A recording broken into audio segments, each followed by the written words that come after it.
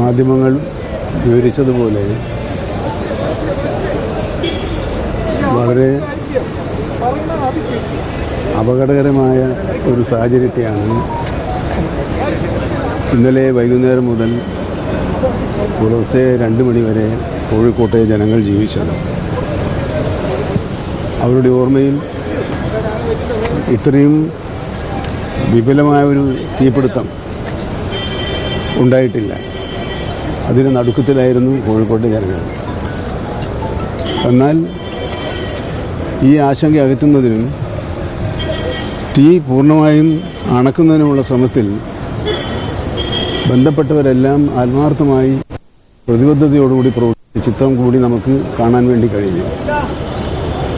അവരെ പ്രോത്സാഹിപ്പിക്കാനും സഹായിക്കാനും കോഴിക്കോട്ടെ ജനങ്ങളും ഉണ്ടായിരുന്നു.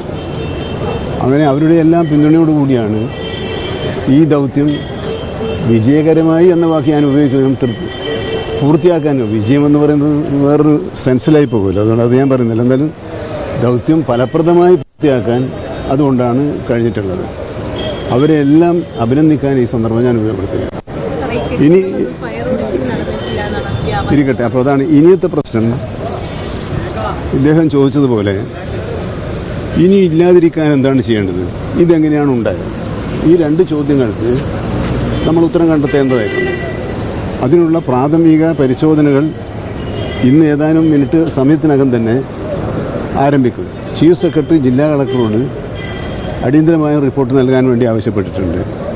ജില്ലാ കളക്ടർ അതുമായി ബന്ധപ്പെട്ട് ഫയർഫോഴ്സ് തുടങ്ങിയ സേനാ വിഭാഗങ്ങളോട് അവർ പറയാൻ വേണ്ടി പറഞ്ഞു. നഗരസഭയും ഇന്ന് വിദഗ്ധ സമിതി യോഗം ചേർന്ന് എന്തെങ്കിലും പാളിച്ചകളോ പോരായ്മകളോ ഉണ്ടായിട്ടുണ്ടോ എന്ന് പരിശോധിക്കുന്നുണ്ട്. അങ്ങനെ സർവ്വതല സ്പർശിയായ പരിശോധനകളിലൂടെ വീഴ്ചയുണ്ടെങ്കിൽ വീഴ്ച തിരുത്താനും വീഴ്ചക്കിടവരുത്തിയവർക്കാരെങ്കിലും ഉണ്ടെങ്കിൽ അവരെ പേരിൽ നടപടിയെടുക്കാനും മനഃപൂർവ്വമായ എന്തെങ്കിലും സംഭവിച്ചിട്ടുണ്ടോ എന്നത് മറ്റൊരു തരത്തിലുള്ള പരിശോധനയും എന്ന് പറഞ്ഞാൽ ഞാനത് പറയുന്നില്ല.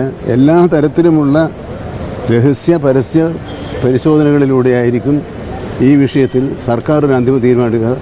അതിന് കാലതാമസമൊന്നും ഉണ്ടാകാതെ ചെയ്യണം എന്നുള്ള നിലക്കാണ് കാര്യങ്ങൾ മുമ്പോട്ട് പോയിക്കൊണ്ടിരിക്കുന്നത്. ഈ അനധികൃത നിർമ്മാണം ഇപ്പോൾ കാണാം. ഈ ഓപ്പൺ പാസേജിലടക്കം അവർ ഗോഡൗൺ ആക്കി മാറ്റിയിരിക്കുക. അതിനൊക്കെ അനുമതി എങ്ങനെ കിട്ടിയെന്നുള്ളൊരു പ്രശ്നം കൂടെ ഇല്ലേ? അതാണല്ലോ കോർപ്പറേഷനോട് പരിശോധിക്കാൻ പറഞ്ഞത്. ഇപ്പം ഞാനൊരു അഭിപ്രായം പറയുന്നില്ലല്ലോ. കാരണം നമുക്ക് ഈ ചോദ്യങ്ങൾക്കെല്ലാം ഉത്തരം കിട്ടണം. ആ ഉത്തരം കിട്ടണമെങ്കിൽ സമഗ്രമായ പരിശോധനയും പഠനവും ആവശ്യമാണ്. അത് ആളുകളെ ബോധ്യപ്പെടുത്താനുള്ള പരിശോധനയോ അന്വേഷണമോ അല്ല.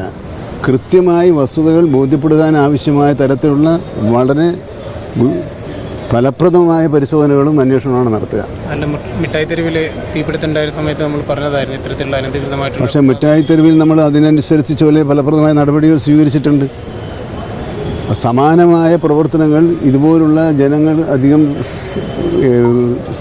ബന്ധപ്പെടുന്ന മേഖലകളിൽ ഉണ്ടാകണമെന്ന ഒരു സന്ദേശം തീർച്ചയായിട്ടും ഇതിനകത്ത് വന്നിട്ടുണ്ട്. ഞാൻ ഈ സന്ദേശം ഇത് അനുഭവത്തിൽ നിന്നും പാഠം പഠിച്ച് മുന്നോട്ട് പോകുക എന്നുള്ളതാണല്ലോ നമുക്ക് ചെയ്യാനുള്ളത്.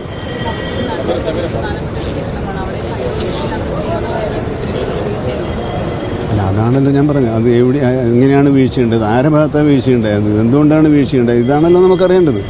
അപ്പോൾ മാത്രമേ തിരുത്താൻ കഴിയൂ. അല്ലാണ്ട് വീഴ്ചയാണെന്ന് ഒരു പൊതു നിഗമനത്തിലെത്തി വീഴ്ചയാണെന്ന് പറഞ്ഞിട്ട് കാര്യമില്ല. നമുക്കൊരു നിഗമനത്തിലെത്തണമെങ്കിൽ ഉത്തരവാദിത്വ ആരാണെന്ന് ബോധ്യപ്പെടണമെങ്കിൽ വിശദമായ പരിശോധന. മറ്റേ നമ്മുടെ ഒരു നിഗമനമാണ്. ആ നിഗമനം തെറ്റല്ല, സ്വാഭാവികമായി അങ്ങനെ സംഭവിച്ചിട്ടുണ്ടാവും. പക്ഷേ അതിൻ്റെ ഉത്തരവാദികളാരാണ്, അതാണല്ലോ നമുക്ക് കണ്ടെത്തേണ്ടത്. ആ ഉത്തരവാദികളെ കണ്ടെത്തി അവർക്ക് മാതൃകാപരമായ ശിക്ഷ കൊടുക്കാനുണ്ടെങ്കിൽ അത് കൊടുക്കുക. പരിഹരിക്കാൻ ആവശ്യമായ നിർദ്ദേശങ്ങൾ അത് മുന്നോട്ട് വെച്ച് അതിനുള്ള അടിയന്തര നടപടികൾ സ്വീകരിക്കുക തുടങ്ങിയ കാര്യങ്ങളിലാണ് ഇപ്പോൾ ഗവൺമെൻറ് ശ്രദ്ധിക്കുന്നത്. ഗവൺമെൻറ് ഈ കാര്യം ഗൗരവത്തിലാണ് കാണുന്നത്.